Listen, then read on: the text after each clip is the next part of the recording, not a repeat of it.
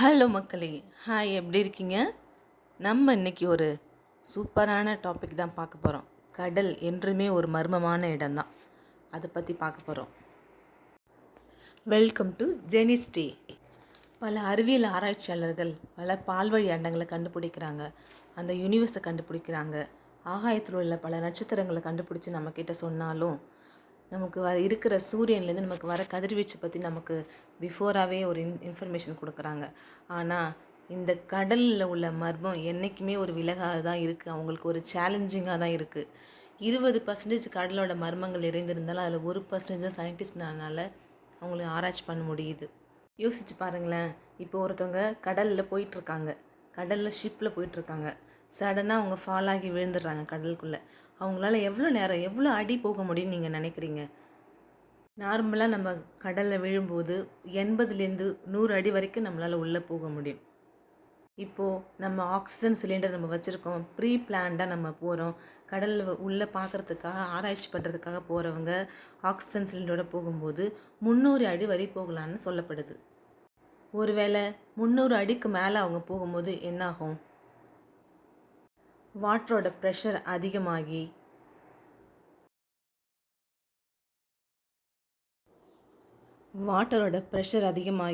நம்மளோட human lungs, heart, brain எல்லாம் affect ஆகி நம்ம இறந்து போகிறதுக்கு வாய்ப்பு இல்லைங்க, இறந்துதான் போகும்.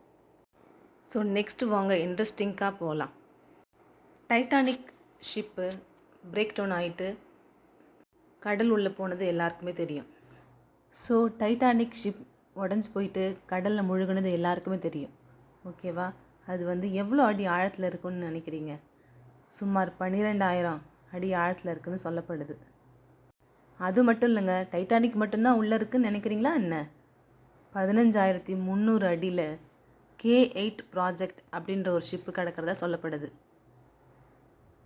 இந்த கடல் இருக்கேங்க, கடல் வெளியே மட்டும்தான் வெளிச்சம், பட் உள்ளே போக போக ஒரு அமைதியான கும்முன்னு ஒரு இருட்டில் இருக்குதுங்க.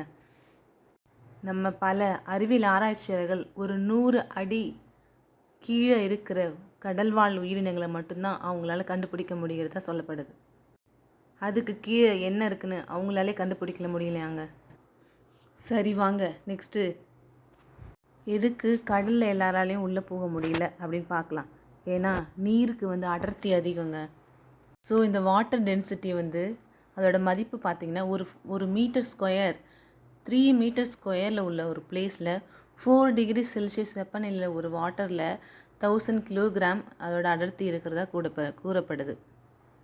இதோட டிஃப்ரென்ஸ் எப்படி சேஞ்ச் ஆகுதுன்னா, ஒரு வாட்டர் ஒரு சூடாகும்போது அதோட அடர்த்தி குறையிறதாகவும், அதே சமயம் அந்த நீர் ஒரு கூலிங்காகவோ or hot or cold or ice அந்த மாதிரி இருக்கும்போது அதோட அடர்த்தி குறையதாகவும் சொல்லப்படுது. இதனால தாங்க டைட்டானிக் 12,000 அடி அவ்வளோ பெரிய கப்பல் கடலுக்குள்ளே முழுகி அதோட பார்ட்ஸ் உள்ளே இருந்தாலும் அதை எடுக்கிறதுக்கு எந்த ஆராய்ச்சிகளும் முன் வர மாட்டாருங்கிறாங்க. நெக்ஸ்ட்டு வாங்க, செம்ம இன்ட்ரெஸ்டிங்கான ஒரு நியூஸ்ங்க, பார்க்கலாம் வாங்க. 1875 அந்த வருஷத்தில் பிரிட்டிஷ் ராயலுக்கு சொந்தமான நீராவி போர்க்கப்பல், அதாவது எதுக்காக இதை யூஸ் பண்ணாங்கன்னா கடலில் மிதக்கும் ஆய்வகம், அதாவது கடலில் மிதக்கிற ஒரு லேப் மாதிரி யூஸ் பண்ணிருக்க ஒரு பிரிட்டிஷ் நீராவி போர்க்கப்பலுங்க. இது 1875ஆம் ஆண்டு பசிபிக் ஓஷனில் போயிட்டுருக்கும்போது ஒரு சேலஞ்ச் அவங்க மேற்கொண்டாங்க. அதுக்கு பேர் தான் ஹெச்எம்எஸ் சேலஞ்சர். ஹெச்எம்எஸ் சேலஞ்சர் குழு என்ன பண்ணாங்கன்னா, ஈயத்தால் ஆன குண்டு ஒன்று ரெடி பண்ணி வித் மெஷர்மெண்ட்டோட கடலில் உள்ளே விடுறாங்க. அது ஃபஸ்ட்டு அவங்களுக்கு எவ்வளோ அடி ஆழம் இருக்குதுன்னு தெரியல. ஸோ ஃபஸ்ட்டு ஒரு 1000 முதல் 2000 அடி அவங்க உள்ளே விட்டதுக்கப்புறம் ஓகே இதுதான் இதோட பசிபிக் பெருங்கடலில் உள்ள பிளேஸோட ஆழம் அப்படின்னு நினைக்கும்போது அந்த ஈயத்தாலான குண்டு உள்ளே போய்கிட்டே இருக்குது. போய்கிட்டது ஃபைனலாக அது ரீச் ஆன பிளேஸ் 36,000 அடிங்க. ஸோ ஹெச்எம்எஸ் சேலஞ்சர்ஸ் குழு கொஞ்சம் அப்படி லைட்டாக மிரண்டுட்டாங்க வச்சுக்கோங்க.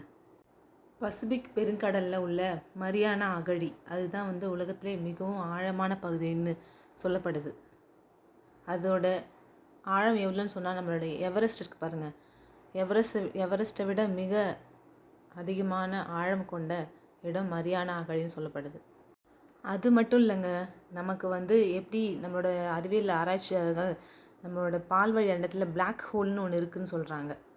அதே போல் நம்மளோட நம்மளோட ஓஷனில் கூட சைக்ளோன் அண்டர் சி அப்படின்னு ஒரு பிளாக் ஹோல் இருக்கிறதா கூறப்படுது. இது வந்து நமக்கு வந்து எப்படி ஒரு சூறாவளி வந்தால் நம்ம வந்து சடனாக ஒரு சூறாவளி, ஒரு சிவியரான ஒரு சூறாவளி நமக்கு வரும் பாருங்கள், அதே மாதிரி அந்த இடம் இருக்கிறதா கூறப்படுது. ஸோ அதனால தான் மிகவும் ஆழமான இடத்துக்கு பல பேர் போகாமல் இருக்கிறாங்க.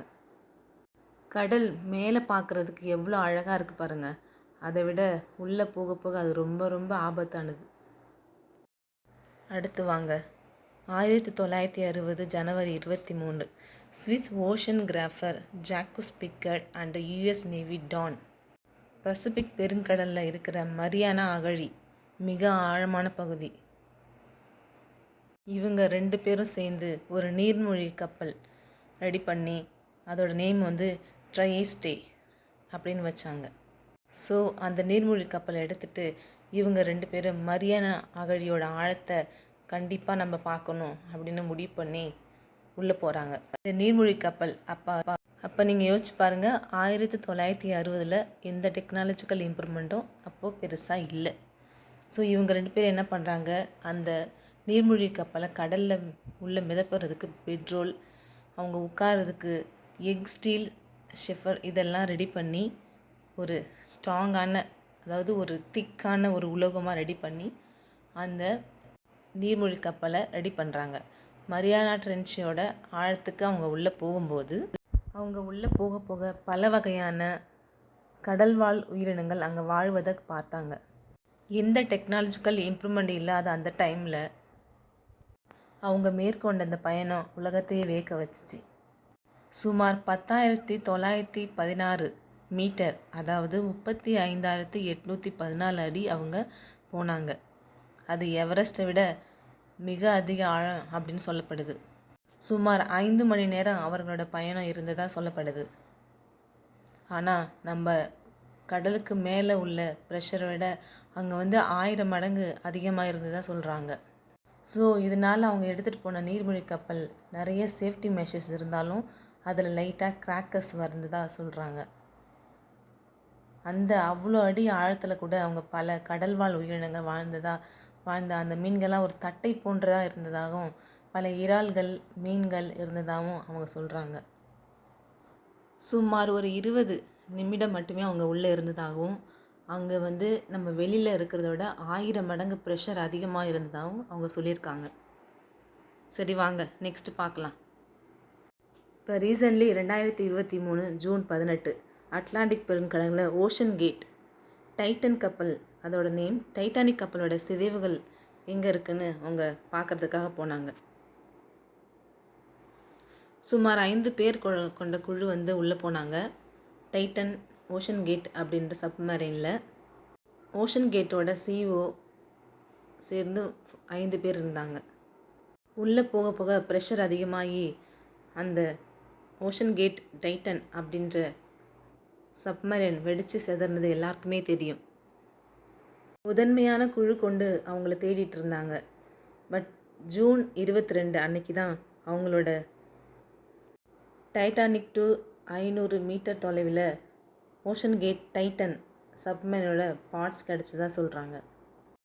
ஒருத்தவங்களுக்கு அந்த சப்மரைன் உள்ளே போகிறதுக்கு ஒரு பர்சனுக்கு 2 கோடி இந்திய மதிப்பில் அவங்க ஃபீஸ் கட்டினதாக சொல்லப்படுது. கடல் எப்போதுமே ஆபத்து தாங்க இருக்குது.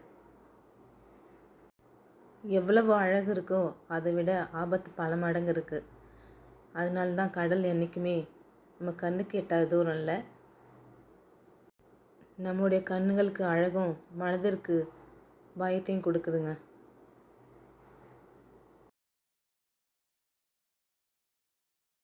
ஓகே வாங்க ஃபைனல் பண்ணிடலாமா? அழகாய் அடிக்கும் உன் அலைகளையும் இரவில் மிளிரும் உன் அலையின் ஒலிகளையும் திடீரென மாறும் உன் மௌனத்தையும் என்றுமே இவ்வுலகம் வியந்து பார்க்கிறது. இம்மானிட மக்கள் மாண்டு போவதும் உன்னாலே, உண்டு வாழ்வதும் உன்னாலே. எத்தனை தேசம் பறந்து விரிந்து கிடக்கும் உன் அழகினை என்றுமே வீணடிக்காமல் பாதுகாத்து கொள்வோம். பலவாழ் உயிரினங்களை உன்னில் கொண்டு பல ஆழம் உள்ளிழுக்கும் உன்னைக் கண்டு மிரண்டு கிடக்கும் இம்மக்கள். உணவுக்கு உப்பும் நீயே, உடம்பிற்கு ஒமேகா 3 ஃபேட்டி ஆசிடும் நீயே, கண்களுக்கு அழகும் நீயே, களங்கமுள்ள மனதிற்கு அமைதியும் நீயே. என்னவென்று சொல்வதம்மா உன் அழகும் உன்னில் இருக்கும் அச்சமும். இப்படிக்கு ஜெனிஸ்டே. Like, share and subscribe. தேங்க்யூங்க.